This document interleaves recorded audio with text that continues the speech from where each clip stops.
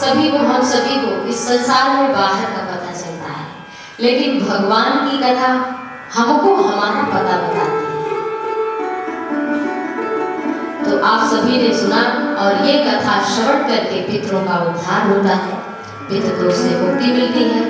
सप्ताह यज्ञ की विधि आप सभी ने श्रवण की, किस तरह से वक्ता होना चाहिए, किस तरह से श्रोता होना चाहिए। और उसके बाद इस कथा को भगवान सुखदेव राजर्षि परीक्षित को सुनाते हुए कहा है कि श्रीमद् भागवत कथा है, बहुत सुंदर श्लोक है। निगम कल्प तरोर गलितम फलम सुमुखाद मृत द्रव संयुतम पिबत भागवतम रसमालयम मुहुरहो रसिका भुवि भावुका। ये कथा निगम माने वेद, निगम का अर्थ क्या है? वेद। निगम कल्प, तरोर, तरोर माने वृक्ष, वेद रूपी वृक्ष का कौन सा फल है? श्रीमद् भागवत कथा। गलित, पका हुआ फल। कच्चा फल कोई भी खाए तो वो स्वाद नहीं आता है, आम कच्चा तो खट्टा लगेगा। निगम कल्प तरोर गलितम फलम सुख मुखार व्रत द्रव संयुतम। ये भागवत कथा जो है, ये सुखदेव के मुख से, मानो आम का जो फल है ना, आप सभी ने अगर गांव में कुछ समय व्यतीत किया होगा तो कहते हैं ना कि जिस आम, कच्चे आम को या किसी आम को अगर शुक माने तोता मुंह लगा देता है तो बड़ा मीठा हो जाता है, उसमें सुगंध आ जाती है। तो ये जो कथा है,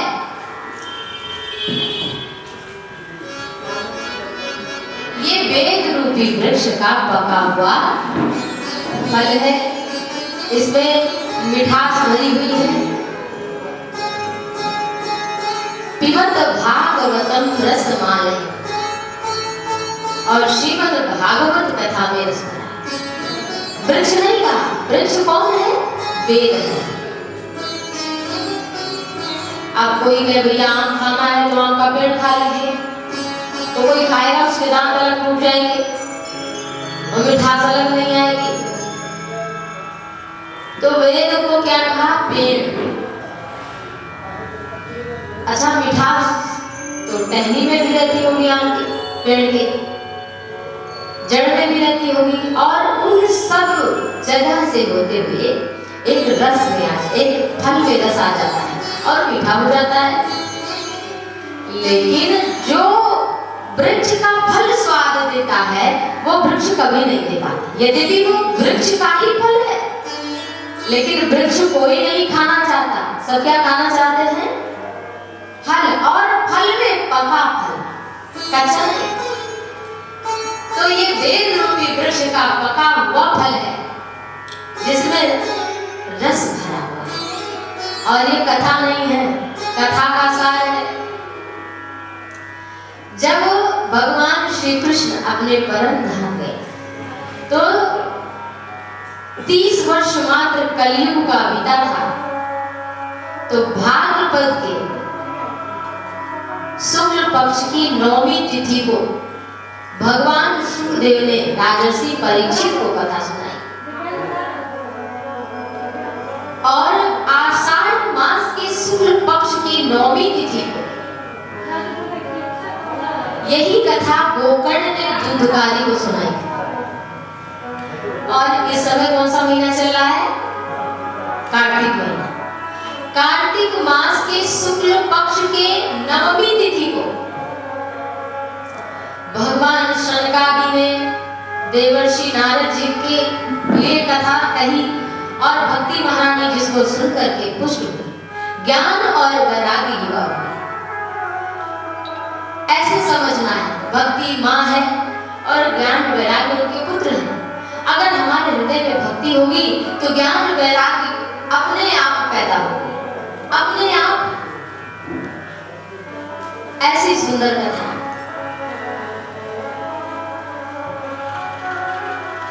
श्रीमद् भागवत की कथा में वंदना किया है भगवान श्री हरि की सत्यम परम धीमहि कहकर। परमात्मा कौन है? सत्य है, धीमहि, जिन्हें हम भजते हैं। ऐसी परमात्मा की माया को कह रहे हैं भगवान सुखदेव ने कहा है, और सूत जी कहते हैं शौनकादि ऋषियों से कि जिनकी माया मृग कृष्णा के समान है। राजस्थान में बालुका ऐसी चमकती है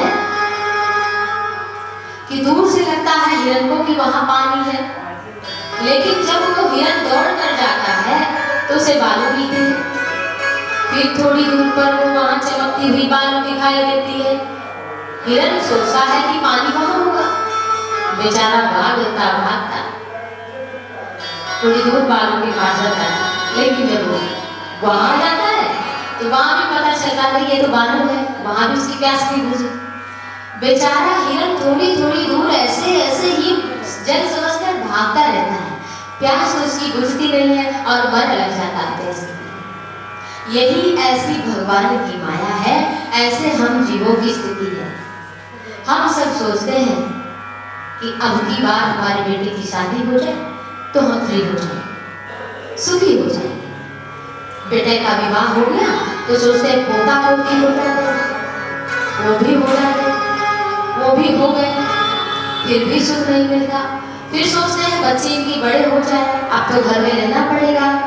बेटे बहू जाते हैं काम करने, अरे भाई उनको भी काम है, तो अब और फंसते चले जाते हैं। ऐसे ही फंसते फंसते सुख की तलाश में ये जीव मृग तृष्णा में भटकते भटकते मृत्यु को प्राप्त हो जाता है और उसे आनंद सुख मिल नहीं पाता है। जैसे उस हिरण की स्थिति हुई वैसे हम सबकी है। बड़ी ही सुंदर कथा। उसके बाद भगवान के 24 अवतारों की कथा है, और इन 24 अवतारों की कथा सनकादि, वाराह, नारद, नर नारायण, कपिल इत्यादि का नाम लिया और कहा जो 24 अवतारों का नाम ले लेता है, कब? सायं प्रातः, जो सुबह शाम ले ले, तो क्या होता है? समस्त पापों से उसकी मुक्ति हो जाती है। देखो भजन में मन नहीं लगता है, बहुत लगाना पड़ता है। अच्छा जब कुछ ज्यादा उम्र के हो गए वो तो बैठ किसी तरह सोचते हैं क्या करें, भगवान तो कहते चल तू कभी भी आ जा मेरे पास, मैं स्वीकारता हूँ तुझे। जब उसे बैठने का कमर टेढ़ी हो गई, आंखों से दिख नहीं रहा है, दूसरे से पढ़ाना पड़ता, भैया जरा पढ़ के देखो तो आंख काम नहीं कर रही है। तब फिर कोई पढ़ के बताता है, तब आता है कथा में। लेकिन क्या करना है? स्वभाव बनाना है, बिना स्वभाव के भजन नहीं होगा। आपने देखा होगा कोई कोई गाय होती है बड़ी सीधी, और कोई कोई गाय होती है उठाकर पटक दे, वो उसका पूर्व जन्म का स्वभाव रहा होगा लड़ाई झगड़े का, नहीं पटाओ, एक जैसा स्वभाव हो। अब हमारे यहाँ एक चिड़िया आती है, बहुत सारे पक्षी आते हैं, दाना डाला जाता है, पानी रखा जाता है, तो कबूतर आते हैं, गोरे आती हैं, बुलबुल भी आता है और कई तरह के पक्षी आते हैं खाने। ये छोटा सा काम है, लेकिन आप अपने घर में जरूर किया करें। अपने छत पे जहाँ गमले पौधे लगाएं वहाँ दाना पानी जरूर रखें, इससे बहुत प्रकार के दोष नष्ट होते हैं, सुख समृद्धि का आगमन होता है। तो हम सभी रखते हैं। तो एक चिड़िया आती है, वो 2 जोड़े में साथ में रहती है। वो चिड़िया प्रतिदिन की बात है उसकी। तो करती क्या है वो कि जब दूसरी चिड़िया खाती है जो उसका जोड़ा है उसे खाने नहीं देता। पता नहीं किस जन्म की शत्रुता है कि वो बिल्कुल नीचे सिर झुकाए, उसके लगता है चोंच ऐसा मारेगी कि मर जाएगी, और उसको दौड़ाती रहती है। और इतना ही नहीं, वो जहां जाए तो उसके पीछे लगी रहती है। वो चुपके से भले खाती है, इधर तो दाना पड़ा रहता है, लेकिन जहां दाना रखा है वहां उसको खाने नहीं देती। स्वभाव है, स्वभाव बनाना पड़ेगा। एक आदमी था तो उसे कहीं जाना था, तो उसने तांगा कर लिया कि भाई चलो तांगा कर लेते हैं।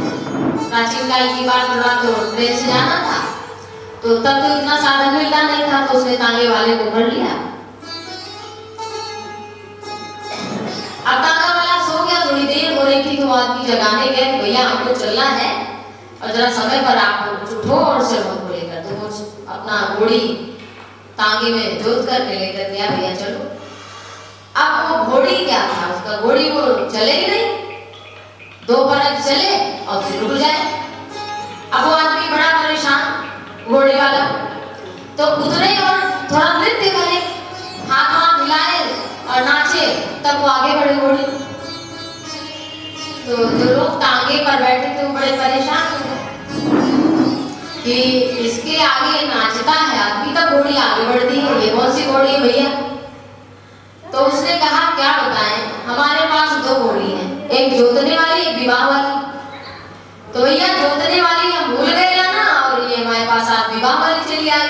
तो इसका स्वभाव बन गया अपना नाचे, जब आगे बढ़ती नहीं, तो जब नाचते हैं तभी आगे बढ़ती है। और वो जोतने वाली घोड़ी बारात चली गई, तो वो तो चली जा रही होगी और यहाँ नाच के चलती है, तो उसका स्वभाव बन गया था घोड़ी का, जब कोई नाचे तभी वो आगे बढ़ेगी। तो उसने कहा भैया हम तो पहुंच गए। मतलब क्या है, पशु का भी स्वभाव बन जाता है, बनाते बनाते वो घोड़ी, उसकी आदत हो गई कि जब कोई नाचेगा तभी घोड़ी आगे बढ़ेगी। ऐसे स्वभाव बनाना पड़ेगा भगवान का भजन करने के लिए। बोलिए जय जय श्री राधे।